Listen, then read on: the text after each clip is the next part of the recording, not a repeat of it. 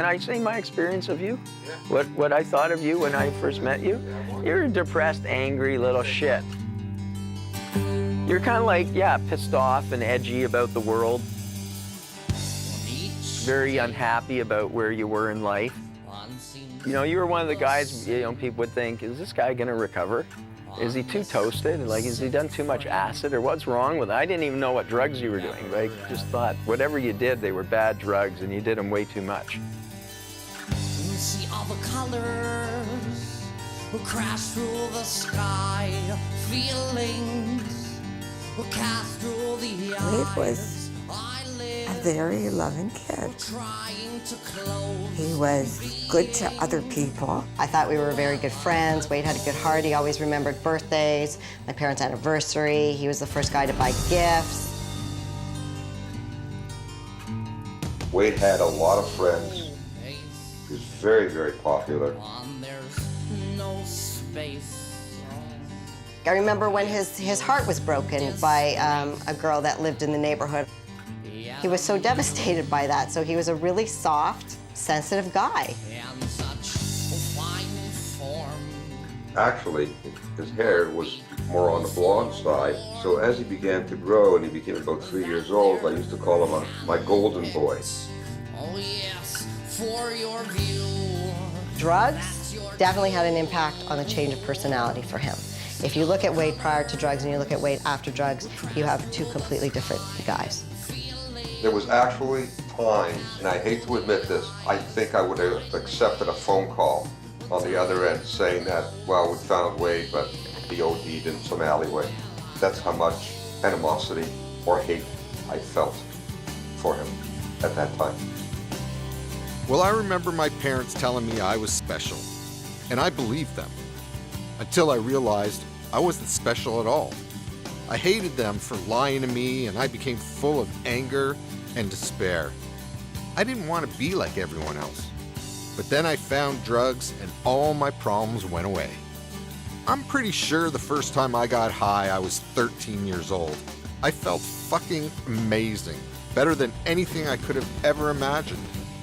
It was a massive release. It was like an elixir. It just made me feel fantastic. It altered the way I felt. It took away fear. It allowed me to relate to other people in a social setting. It allowed me to feel comfortable in my own skin. It changed me inside. I was able to dance, laugh. The inhibitions went away. It was basically a crutch to get me out of myself. I'm gonna drink till I can't feel my feelings. That's a quote from Family Guy. When I came down, all I wanted was more. By the time I was 15, besides being a daily dope smoker, I graduated to alcohol, mushrooms, cocaine, and LSD. His face began to change. I saw a viciousness in his face, almost like he would want to hurt me. Our parents are away on a trip, and I get a phone call at my work that my brother, Wade, is threatening to kill my friends, and I have to leave work to go save them. And I come running home, and I start yelling at him, and he charges me, and I have to run up the stairs and hide from my own brother. Walking into a room with him, like, you would have to be careful what you say, what you do, what mannerisms you manifest. My drug of choice? Whatever was available. There was one time he wouldn't get out of bed. He refused to get out of bed, and I said, get out of bed. He says, no. He didn't say it softly, he screamed it. I'm gonna lie here, and I'm never gonna eat again, and I'm gonna die right in front of your eyes, and I'm gonna die slowly, and I want you to watch me die. That same year, I dropped out of school. I was dealing drugs, stealing from my parents, on parole for possession of narcotics, and homeless. Went to see his therapist at the time, and he said, whatever you do, don't let him back in the house unless he agrees to continue therapy. Or go to school. And go back to school. And sure enough, about a week or 10 days later, Wade came riding up on somebody's bike and said, okay, I'm ready to come home. And I said, no, you can't come home. My wife started to cry and ran into the house, and I stood fast and would not allow him to enter our home. At 16, I agreed to my parents' conditions and I went home. The whole homeless addict thing, it didn't really appeal to me anymore. I continued to lie, steal, and smoke dope every day for the next 4 years. And I finished high school with flying colors. At 19, I began university. The following year, my behavior caught up to me big time. I didn't want to live this way anymore, and I believed if I stopped using drugs, I wouldn't have to. The problem was, I just couldn't stop. People that are in dependency or addiction problems still see addiction as a way of life. You know, it's become so much so that they couldn't possibly think of giving it up. And although it's a solution, it is a failed solution because it's diminished so much, it's diminished the quality of life so much.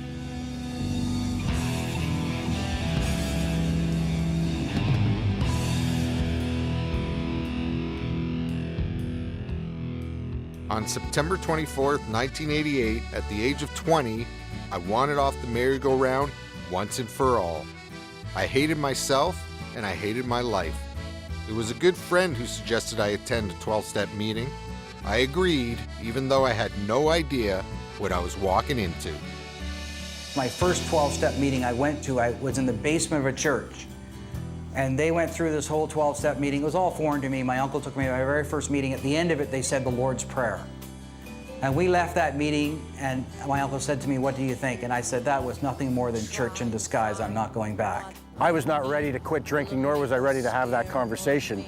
Although I did go to my first AA meeting at 18, and I didn't connect, didn't think I belonged, and I left, and I went out for 15 years. If I walk into a meeting, that means I have to admit in front of others that I can't control this deal. And addicts like to think they're in control. And I think that's why we use drugs in the first place, is to gain some emotional control over our life. Every Thursday night, I attended a meeting at 8 o'clock.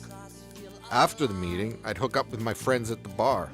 I didn't drug, and although alcohol wasn't my problem, I didn't drink. There's a principle called cross-addiction. Cross-addiction says that if you can be addicted to one thing, you can be addicted to anything else. And if you can be addicted to one substance, you can be addicted to another substance or even to another behavior. Furthermore, cross-addiction says that one addiction can lead back to another addiction. The meetings were odd, to say the least. Besides all the hugging, they suggested I change my entire life. They recommended I go to meetings every day, get a sponsor, and join a home group. In the recovery field, we say we have to change playmates, playgrounds, and playthings. When you're clean and when you hang out with people that are recovering addicts and they're clean, what they do on a Friday night, they go for coffee.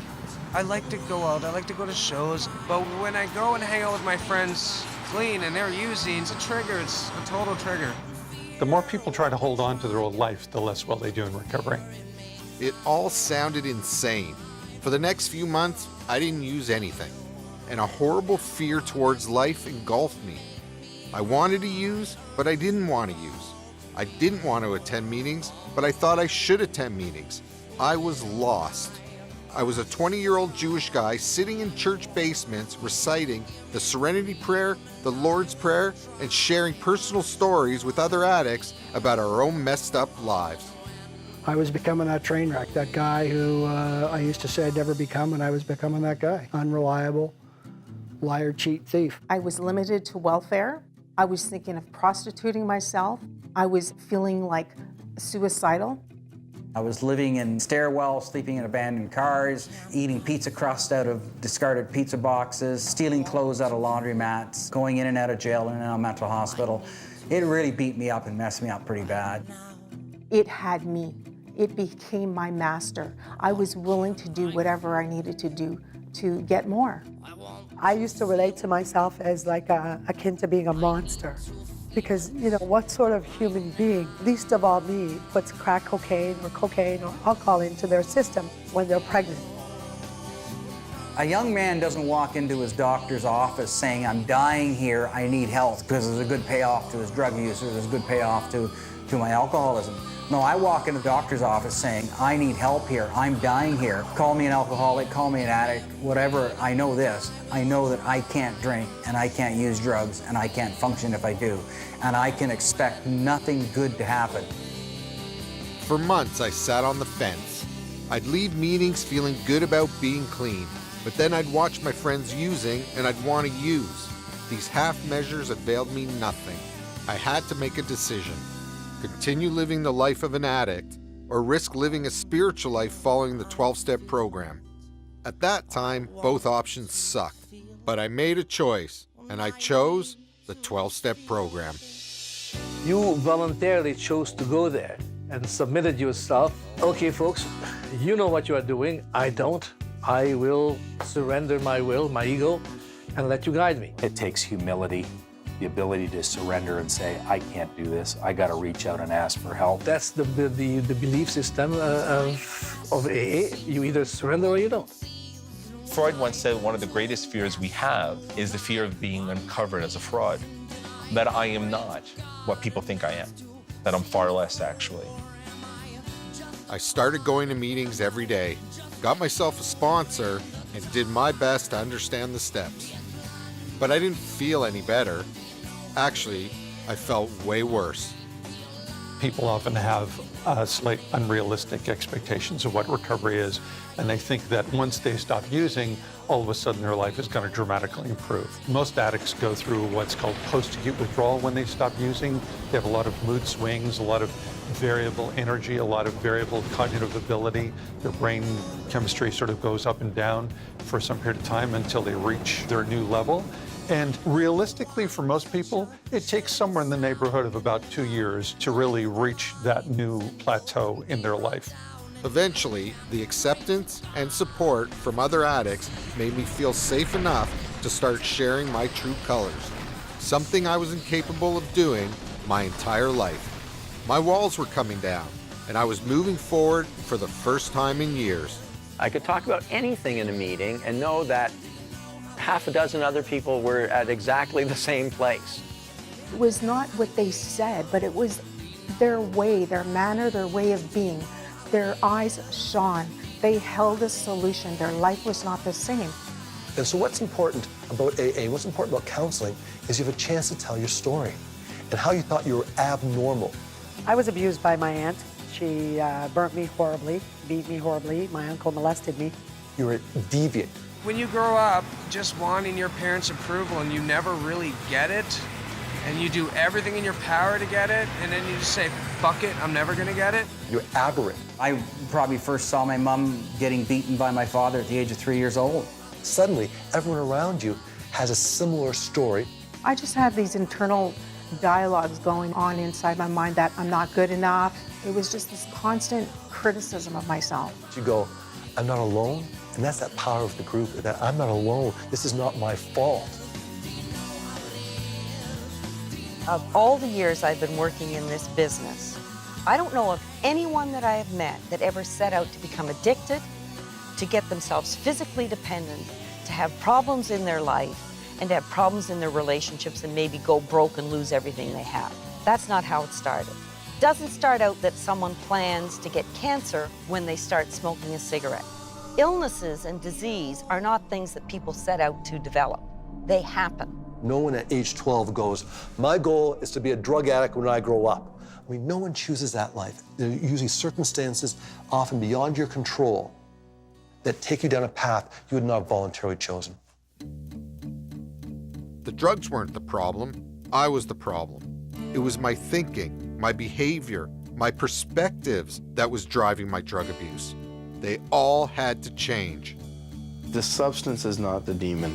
The reason for the use is the demon, and that's what we need to take care of. When you look at walking through those doors, what you've done is walk through the doors of a lifestyle change program.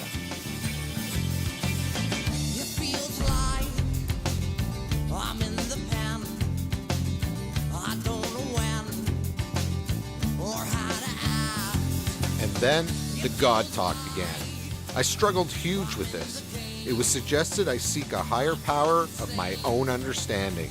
A God that's loving, caring, and greater than me. Is it surprising that after going after all these other methods at trying to help somebody find some hope and strength in life, that they ultimately end up with God? Well, welcome to the human race. We've been doing that for thousands of years. I didn't know if God existed, but if he did, he was far from loving and caring. Plus, how do I reach out to God if I'm not even sure he exists? They suggested that I get on my knees and pray to God to remove my obsession to use.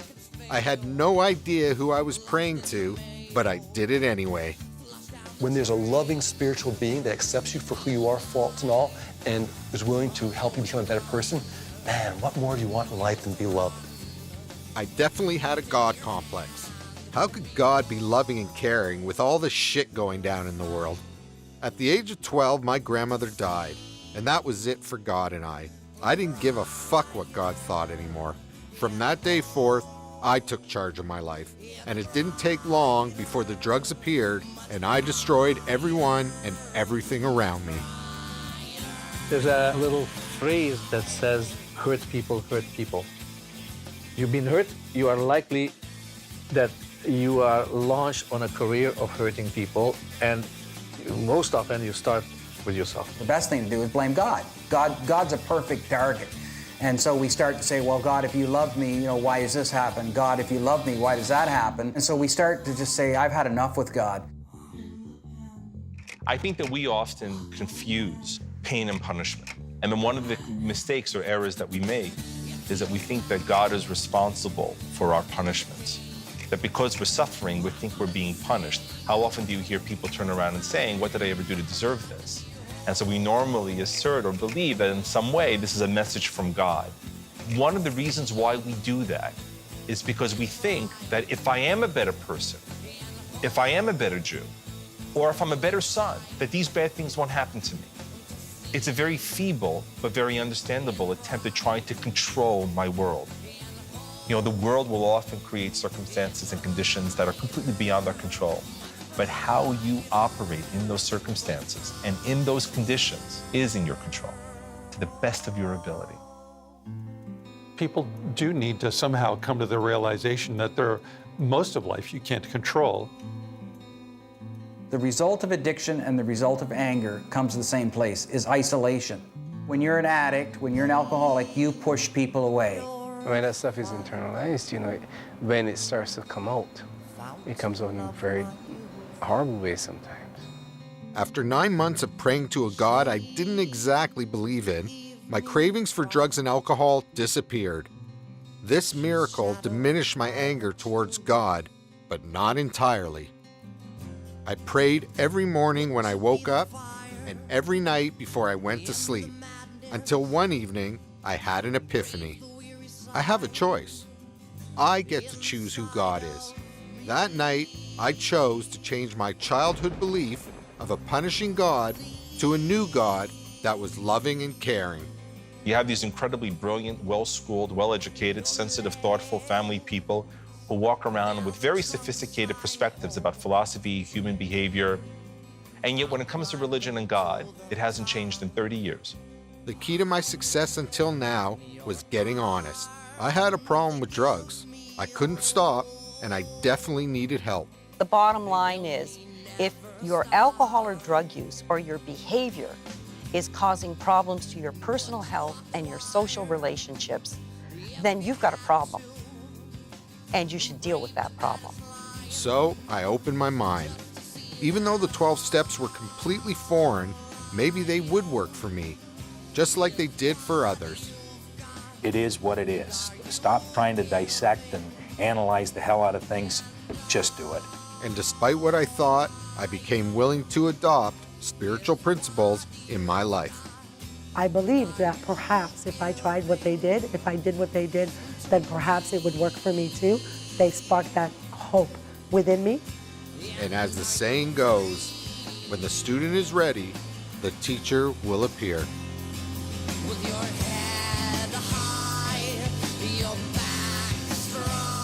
You were very consistent. You always smiled. You always had a smile on the outside, but I think on the inside you lived in terrible fear. That what if nobody liked me? What if nobody accepted me? What if I couldn't succeed? But you definitely were searching, and you're definitely, I think, kind of desperate that realized that if you didn't change, then nothing was going to change and nothing was going to get better and you were going to lose everything that you had. Come just as you are to. Are you afraid? Are you living in fear? Are you afraid of things? Then step out in faith. Faith will move us forward and fear will paralyze us. Willingly we choose to surrender our lives. Me being a Christian and you being a Jew, how do I resolve those two in working in recovery? Well, I resolve them because my job in recovery is not to convert you. My job and my responsibility to you is to help you get sober. We were two addicts that needed each other to help each other get clean, stay clean, and grow clean. And that's something completely different. There's no Svengali up there. There's no religious leader, you know, telling us to drink the Kool-Aid. There's no Kool-Aid. It's just a series of steps that make a lot of sense and gives us some relief. All the colors will crash through the sky, feelings. Is there a connection between religion and the 12 steps? I believe there is. Have I turned into a religious person? No, I have not. The 12-step program not only helped me beat my addiction, but it opened the door to spiritual principles. This new path led me to seek out and live a much better quality of life. On there's no space. It feels displaced. Really, only the first step of the 12 steps is about addiction. It's about not using. The rest of the 12 steps are really about changing your life and being better and happier in life and having better coping skills. There's group work, which we now know is superior to individual counseling.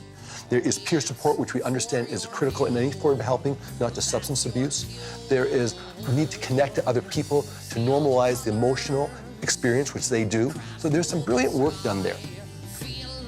These are steps that really cognitive therapy has adopted more recently, and yet AA has been using them for a number of years.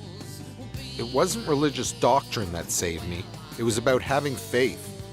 Despite what I believed, I chose to take direction from other addicts and alcoholics. I didn't understand the methodology. I had no idea of the outcome, but I chose to adopt the spiritual principles of the 12-step program into my life. I did this because I had some faith, some belief that it would stop my self-destruction. I don't necessarily believe everyone has to come in and believe in God, but I think they have to believe that there's something there, either in the meeting or in a therapist's office, that's going to help them. Once I was willing to listen with an open mind, I learned so much. I learned I wasn't a bad person. I just made bad choices. I realized I could make better choices. I could face my fears, I could face my anger, I could face the truth.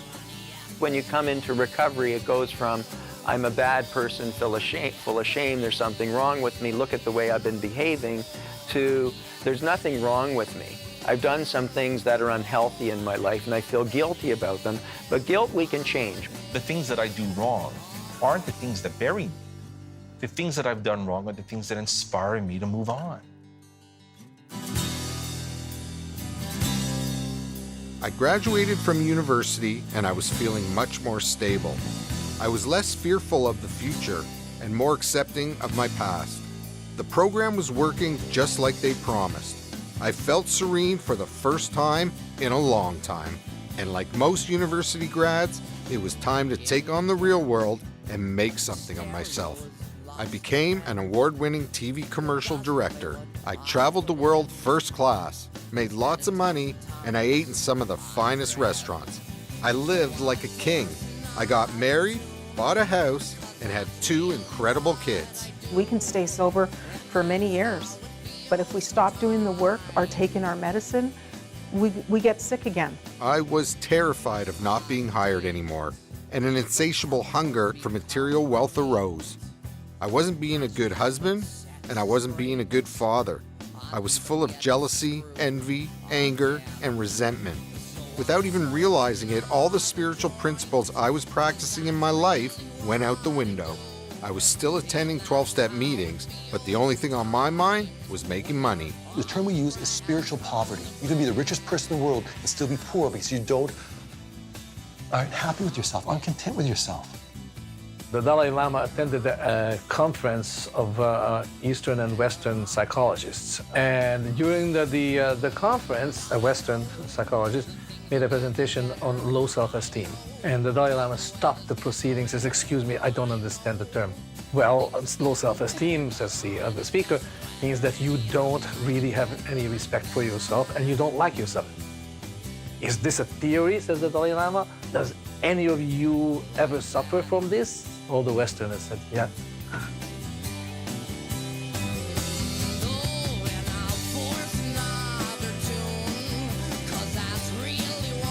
I can remember when I first met you and I thought, wow, this guy's got some sobriety, claims that he's got a number of years behind him, but his actions and his thoughts sure don't show it. My impression of Wade was he wasn't a happy guy.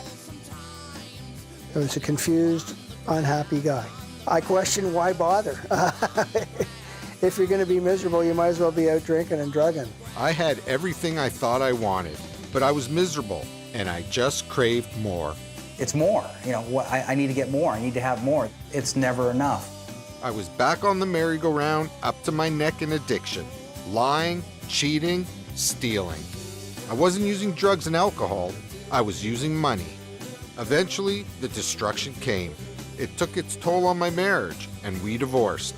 With my kids, I was never present. And with my career, the phone stopped ringing. Addiction absolutely, utterly ruins people's lives. I was diagnosed with chronic depression and prescribed antidepressants. I probably suffered with depression my entire life. I just didn't know it. But once I started to take the medication, I started to feel much better. Almost 1 out of 3 addicts had a depression even before they developed an addiction. I encourage them to not think of depression in terms of weakness and to start thinking of it in terms of just any other medical disease. If they had addiction and diabetes, they'd take their insulin. If they had addiction and infection, they would take their antibiotic. If they have addiction and depression, they need to start thinking about the idea of possibly taking an antidepressant to help lift up their mood and make their life feel more rewarding. I knew what I had to do. Get back to practicing those spiritual principles that helped me to beat my drug addiction all those years ago. Almost instantaneously, I was back on the right path. Love a man like me, I still can't believe. In 2010, 22 years clean and sober. I stopped chasing money and I started helping others. I had a new ambition in life, to further my knowledge of substance abuse. I enrolled in addiction studies at McMaster University. I also became a prominent volunteer at Bellwood Health Services in Toronto.